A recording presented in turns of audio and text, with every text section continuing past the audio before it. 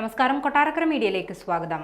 പഞ്ചാബിലെ ആദംപൂർ വ്യോമതാവളത്തിലെത്തി പ്രധാനമന്ത്രി നരേന്ദ്രമോദി. വ്യോമതാവളത്തിലെത്തിയ മോദി ജവാന്മാരുമായി കൂടിക്കാഴ്ച നടത്തുകയും ചെയ്തു.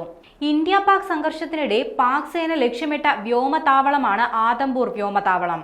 വ്യോമസേന അംഗങ്ങളെ മോദി നേരിട്ടെത്തി അഭിനന്ദിച്ചു. സന്ദർശനത്തിന് പിന്നാലെ ധൈര്യം, ദൃഢനിശ്ചയം, നിർഭയത്വം എന്നിവയുടെ പ്രതീകമായവരോടൊപ്പം ചേരാൻ കഴിഞ്ഞത് വളരെ സവിശേഷമായ ഒരു അനുഭവമായിരുന്നുവെന്ന് മോദി എക്സിൽ കുറിച്ചു.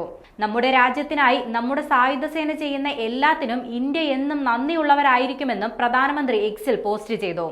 ഒപ്പം തന്നെ സൈനികരോടൊപ്പമുള്ള ചിത്രങ്ങൾ അദ്ദേഹം പങ്കുവെക്കുകയും ചെയ്തു. കഴിഞ്ഞ മാസം ജമ്മുകാശ്മീരിലെ പഹൽഗാമിൽ നടന്ന ഭീകരാക്രമണത്തിന് മറുപടിയായി മെയ് 7-ാം തീയതി ആരംഭിച്ച വിജയകരമായ ഓപ്പറേഷൻ സിന്ദൂറിനെ തുടർന്ന് രാജ്യത്തെ സൈന്യത്തെ പ്രശംസിച്ചതിന് പിന്നാലെയാണ് പ്രധാനമന്ത്രി വ്യോമസേന സ്റ്റേഷനിലേക്കുള്ള സന്ദർശനം നടത്തിയത്.